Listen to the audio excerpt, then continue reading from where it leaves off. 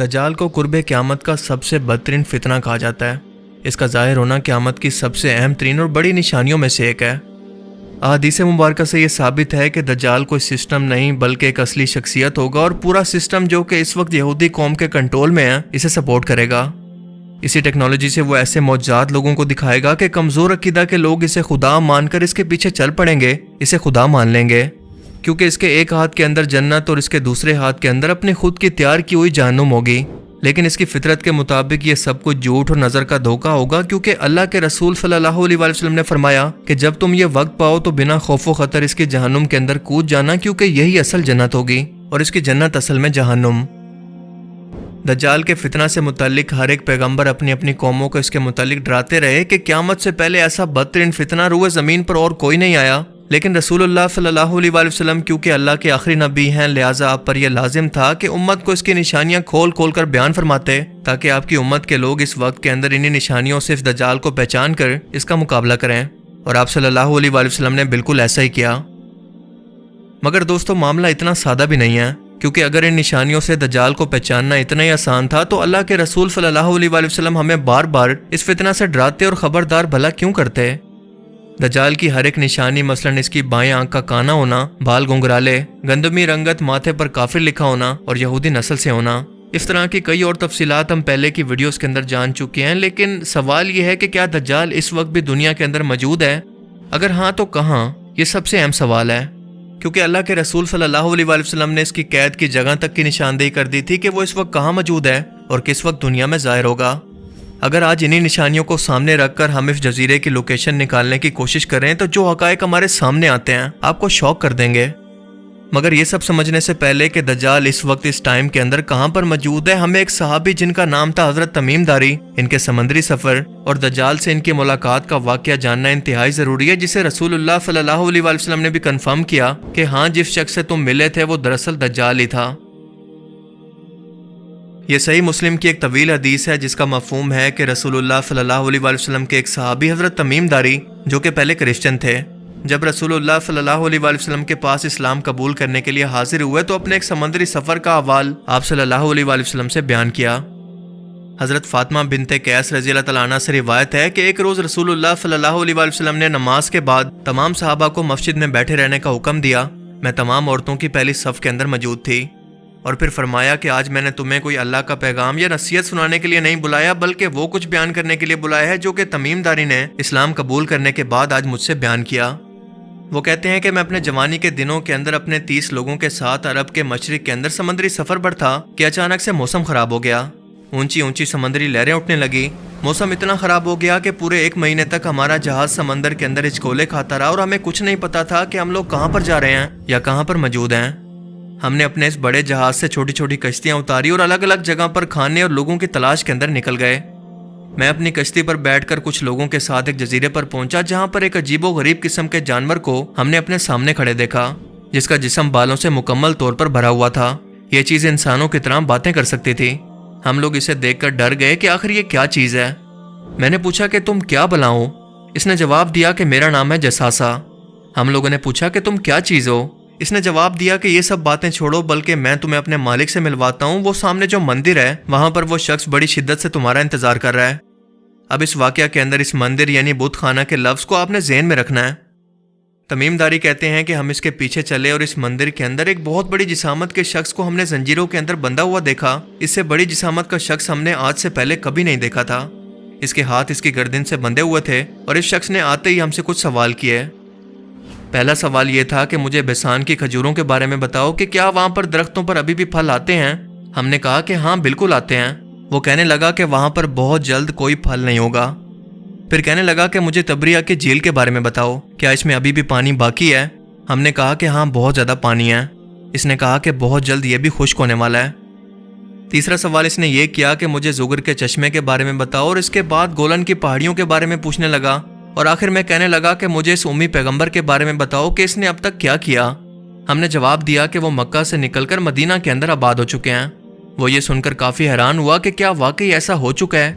हमने कहा कि हाँ बिल्कुल। इसके बाद इस शख्स ने कहा कि अब मैं तुम्हें बताता हूँ कि मैं कौन हूँ। मैं ही दज्जाल हूँ। اور بہت جلد یہ تمام نشانیاں پوری ہوتے ہی مجھے یہاں سے باہر نکلنے کی اجازت مل جائے گی اور میں پوری دنیا کے اندر جاؤں گا سوائے مکہ اور مدینہ کے۔ اس کے بعد آپ صلی اللہ علیہ وآلہ وسلم نے فرمایا کہ لوگوں یہ یثرب ہے یعنی مدینہ۔ دیکھو میں تمہیں نہیں کہا کرتا تھا کہ دجال نہ شام کے سمندر میں ہے اور نہ ہی یمن کے سمندر میں، بلکہ اپنے ہاتھ سے مشرق کی طرف اشارہ کر کے آپ نے 3 مرتبہ فرمایا کہ دجال مشرق میں ہے، دجال مشرق میں ہے، دجال مشرق میں ہے۔ اس حدیث مبارکہ کے اندر ہمیں دجال کی ایگزیکٹ لوکیشن کی طرف اشارہ کیا گیا ہے کہ وہ مدینہ کے مشرق کے اندر کسی ویران جزیرے کے اندر قید ہے۔ سو چلیں مدینہ کے مشرق کے اندر تمام اہم ترین جزیروں کی کھوج کرتے ہیں اور اس کے لوکیشن کا پتہ لگانے کی کوشش کرتے ہیں۔ مدینہ کے ساتھ مشہور عربین سی موجود ہے جہاں سے حضرت تمیم داری کا یہ جہاز روانہ ہوا تھا۔ اس سمندر میں 4 اہم ترین جزیرے آتے ہیں۔ انڈیا میں لکشدویپ آئلینڈ، مسیرا آئلینڈ جو کہ عمان میں ہے، سکوٹرا آئلینڈ جو کہ یمن میں ہے، اور آخری ہے پاکستان کا استولا آئلینڈ۔ حدیث مبارکہ میں یہ واضح ہے کہ دجال نہ شام میں ہے اور نہ ہی یمن میں، لہٰذا ان 4 میں سے اب 2 جزیرے باقی رہ گئے، انڈیا کا لکشدویپ آئلینڈ اور پاکستان کا استولا آئلینڈ۔ تو اب یہ ڈیسائیڈ کیسے ہوگا کہ ان دونوں آئلینڈ میں سے دراصل وہ آئلینڈ تھا کون سا؟ رسول اللہ صلی اللہ علیہ وآلہ وسلم نے مدینہ سے مشرق کے جس طرف اشارہ کیا تھا، اگر ہم اس سے ایک سیدھی لائن کھینچیں تو آپ یہ جان کر حیران رہ جائیں گے کہ یہ اور کوئی نہیں بلکہ پاکستان کا استولا آئلینڈ ہی بنتا ہے، کیونکہ انڈین آئلینڈ اس لائن سے کافی دور ہو جاتا ہے، جیسا کہ آپ میپ میں دیکھ سکتے ہیں۔ جیسا کہ اوپر حدیث کے اندر ہم نے جانا کہ اس آئلینڈ پر ایک مندر بھی موجود تھا جو کہ رسول اللہ کے زمانے یعنی 1400 سال سے بھی پہلے کا اس آئلینڈ پر موجود تھا۔ لہٰذا اپنے شک کو یقین میں بدلنے کے لیے ہمیں اس آئلینڈ پر ایک ایسے ہی مندر کو تلاش کرنا ہوگا، لیکن انڈیا کے اس آئلینڈ پر ایسا کوئی مندر موجود نہیں، پر ہاں پاکستان کے استولا آئلینڈ پر یہ آج بھی موجود ہے۔ جی ہاں، یہ مشہور کالی ماتا کا مندر ہے جسے تباہی پھیلانے والی خطرناک اور خوفناک قسم کی دیوی ہندوؤں کے عقیدے کے اندر مانا جاتا ہے۔ اس کے بھی جسم پر بہت زیادہ بال موجود ہیں، بالکل وہی حلیہ جیسا کہ جساسا کا تھا۔ اور یہ مندر بھی یہاں پر کچھ 100 سال پہلے نہیں بنایا گیا بلکہ آج سے 2000 سال پہلے کا یہ یہاں پر موجود ہے، یعنی رسول اللہ صلی اللہ علیہ وآلہ وسلم کے زمانے سے بھی 600 سال پہلے کا۔ تو کیا یہ سب کچھ محض اتفاق ہو سکتا ہے؟ بالکل نہیں، بلکہ یہ کنفرم ہے کہ یہ وہی جگہ تھی جہاں پر حضرت تمیم داری کی دجال اور اس کے ساتھی جساسا سے ملاقات ہوئی تھی، اور دجال کے پوچھے گئے سوالوں کے مطابق جو بھی نشانیاں اس نے بیان کی، یعنی بیسان کی کھجوروں، تبریا کے جھیل اور گولان کی پہاڑیوں سے متعلق، وہ سب کی سب نشانیاں پوری ہو چکی ہیں، اور شاید اب تک یہ دجال وہاں سے آزاد بھی ہو چکا ہے مگر ابھی تک دنیا کے سامنے نہیں آیا۔ یہ سب نشانیاں آخر کیسے پوری ہو چکی ہیں، آئیے ذرا جانتے ہیں۔ سب سے پہلے بیسان کی کھجوروں کی نشانی پر غور کریں، کیونکہ بیسان کا علاقہ پہلے فلسطین کے اندر شامل تھا اور حضرت عمر کے دور کے اندر اسے شرجیل بن حسنہ اور عامر بن عاص نے فتح کیا تھا، جبکہ 1948 تک یہ علاقہ اردن کا حصہ تھا جس پر اسرائیل نے قبضہ کر لیا۔ بیسان اپنی کھجوروں کے باغات کے لیے انتہائی مشہور تھا اور اس وقت بھی بیسان کا کچھ علاقہ اردن کے پاس ہے، مگر اس تمام علاقے کے اندر موجود کھجوروں کے باغ بالکل ختم ہو چکے ہیں، جیسا کہ دجال نے بیان کیا تھا۔ اس کا دوسرا سوال تھا بحر تبریا یعنی لیک آف گلیلی کے متعلق کہ کیا اس کا پانی اب تک خشک ہو چکا ہے؟ یہ جھیل اس وقت اسرائیل کے اندر موجود ہے جس پر یہودیوں کا قبضہ ہے۔ اس جھیل کے پاس یہودیوں کے 4 بڑے شہروں میں سے ایک شہر موجود ہے، اور جب رومی بادشاہ ٹائٹس نے بیت المقدس پر حملہ کیا اور اسے تباہ کیا، تب تمام یہودی ربی بحر تبریا کے پاس آ کر جمع ہو گئے، یہاں پر آباد ہو گئے اور اپنی مذہبی کتاب تلمود کو ترتیب دیا۔ اس جھیل کی لمبائی شمال سے جنوب تک 23 کلومیٹر ہے۔ یہ یہودیوں کے لیے میٹھے پانی کا سب سے بڑا سورس ہے، جو کہ اردن کی گولان پہاڑیوں کے سب سے بڑے پہاڑ جبل الشیخ سے آتا ہے، اور اس وقت صورتحال یہ ہے کہ یہ جھیل اپنے 100 سال کی کم ترین پانی کی سطح پر پہنچ گئی ہے اور آہستہ آہستہ بالکل خشک ہونے کے قریب ہے، جیسا کہ دجال نے بیان کیا تھا۔ The lake where Christians believe Jesus walked on water has declined to its lowest level in 100 years, an Israeli official said on Tuesday. The lake has fallen to its lowest level for a century. تیسرا سوال اس نے اسرائیل کے مشرق کے اندر موجود زگر کے چشمے کے بارے میں پوچھا، جس پر اس وقت بھی یہودیوں کا قبضہ ہو چکا ہے۔ اس کے بعد دجال کا اگلا سوال تھا گولان کی پہاڑیوں کے بارے میں، جنہیں 1967 کی جنگ کے اندر اسرائیل نے شام سے چھین لیا تھا، اور اس پہاڑی علاقے کی سب سے اونچی چوٹی ہے جبل الشیخ، جہاں پر ایک طرف سے بیت المقدس اور دوسری طرف اس کے نیچے سے دمشق نظر آتا ہے۔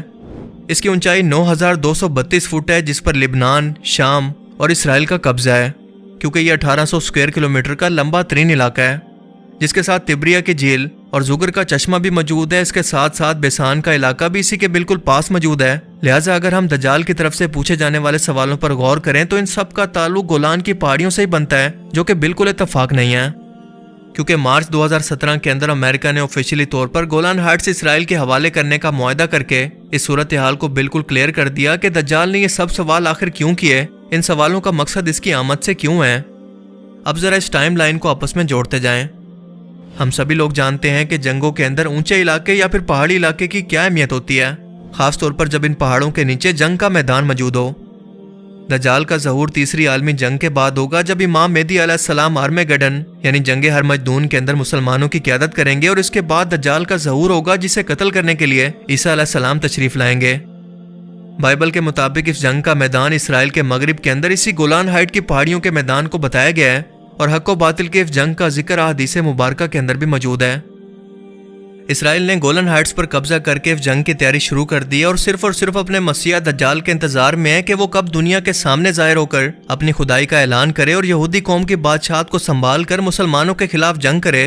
اور اب آپ کو سمجھ جانا چاہیے کہ کیوں اس وقت عالم کفر پوری دنیا کے مسلمانوں کے خلاف ایک یونائٹڈ نیشن کا بلاک بنا کر اس جنگ کی تیاری مکمل کر چکا ہے، مگر ہم لوگ ابھی تک اسی غفلت کے اندر ہیں۔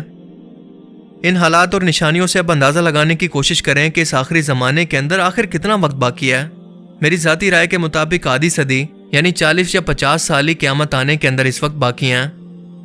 موجودہ حالات و واقعات کو دیکھ کر یہ میرا اندازہ ہے، جو کہ صحیح بھی ہو سکتا ہے یا پھر غلط بھی، کیونکہ قیامت کا اصل علم صرف اور صرف اللہ تعالیٰ کے پاس ہی ہے۔ لیکن سب سے اہم سوال یہ ہے کہ کیا ہم نے اس وقت کی تیاری کر لی ہے، اور اگر یہ سب نشانیاں دیکھ کر اب بھی ہماری آنکھیں نہیں کھلتی تو آخر کب کھلیں گی؟ اللہ تعالیٰ ہمیں سمجھنے کی اور نیک عمل کرنے کی توفیق عطا فرمائے، آمین۔ مجھے امید ہے کہ اس ویڈیو سے آپ کو بہت کچھ نیا جاننے کو ملا ہوگا اور یہ ویڈیو آپ کو پسند آیا ہوگا۔ اگر یہ ویڈیو آپ کو اچھا لگا تو اسے لائک کیجئے، اور اب میں ملوں گا آپ سے ایک ایسی ہی نئی انٹرسٹنگ ویڈیو میں۔ تب تک کے لیے اپنا بہت سا خیال رکھیے گا۔ Thanks for watching this video. اللہ حافظ۔